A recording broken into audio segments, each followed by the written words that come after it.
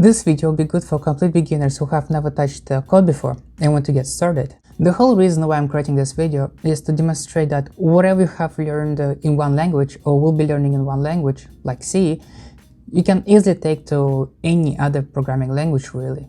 If you're new to the channel, I'm DevPool. My goal is to help beginners and juniors in the tech industry through my experience.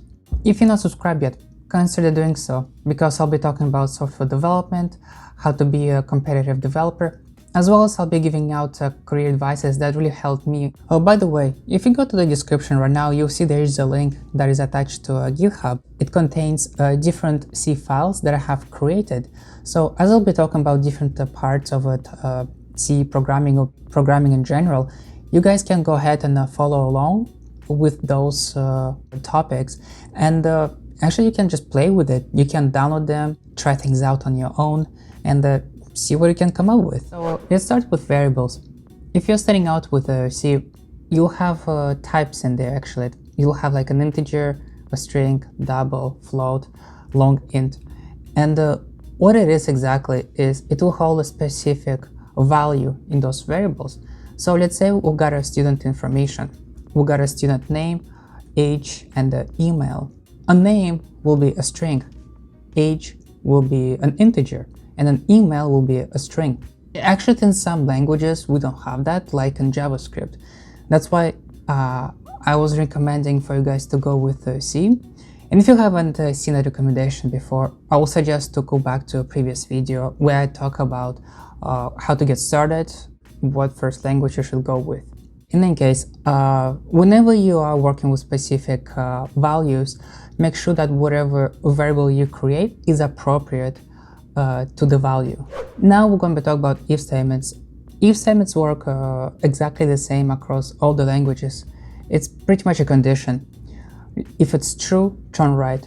If it's false, turn left. Loops is just something that helps you to repeat a specific task over and over again. An example to that is, let's say you want to print out numbers from 1 to 9. Instead of just saying print 1, print 2, print 3, print 4, what would you do is you just put that one line print into the loop, and you'll say loop 10 times, and then that number will just appear from 1 to 9. So instead of having 9 lines of code, you'll end up with 3 lines of code. So loops are working very well when it comes down to arrays. Array is essentially a list of values. So imagine we have like a year 2020 just in one variable, then we'll have a variable 2021 in another variable. But instead of creating multiple variables, we'll just have one variable that has been created as an array, and it will have a specific number of values inside. And then value number will really depend on how big your data is. It can be from 1 to 1,000 really, but it's all depending on how you structured your logic. So now we're onto functions. Functions are really meant to do one thing, and that is perform one specific task. So let's say I want to calculate or add two numbers like x and y. I'll create a function called add that has an argument of two variables x and y. And that function, all what it's going to do is return x plus y. So if I passed in 2 plus 2 is 4, the function should be able to return 4. Now, if you are using C right now, you don't really have classes in there, you have structs. However, structs and classes, they're pretty much the same. So once you'll be going into C++, you can essentially just use classes instead.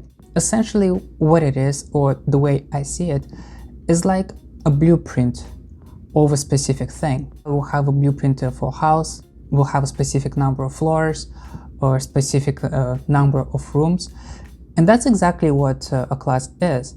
It will tell us how many floors they are, it will tell us how many rooms they are, how many bathrooms or living rooms are in the house.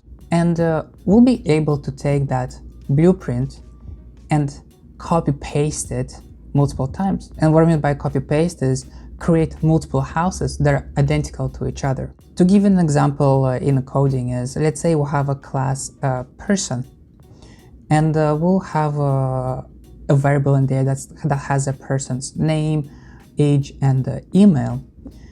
And we can set those values to default, like name is null, age is null, and then email is null. And once we do create that class, we can assign values to those variables. Yeah, classes are just meant to manipulate specific objects that we want to work with, like a person. So the things I've just mentioned, they really are basic things that every developer knows, and it doesn't really matter what type of a language we're using, if it's C, C++, Java, or Python. Some of the languages do have types in variables, some of them don't. And you do have to watch out for that, because if you do have types, it's quite a good thing, because as you're going to be compiling your code, it will tell you on a run that whatever logic you have in your code is failing, because let's say it was expecting to get a string, but you pass in an integer.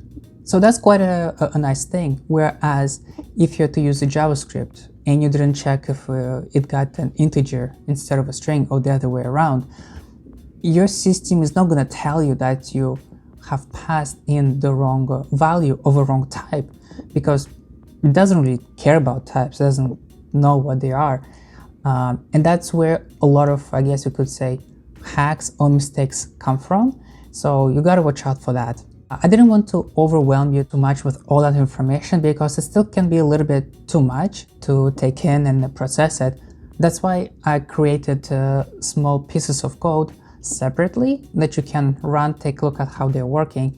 And if you have any questions, make a comment down below so I can take a look at and help you guys out. Make sure to hit that subscribe button for more upcoming videos. I'm DevPool, and I'll see you in the next video. Bye.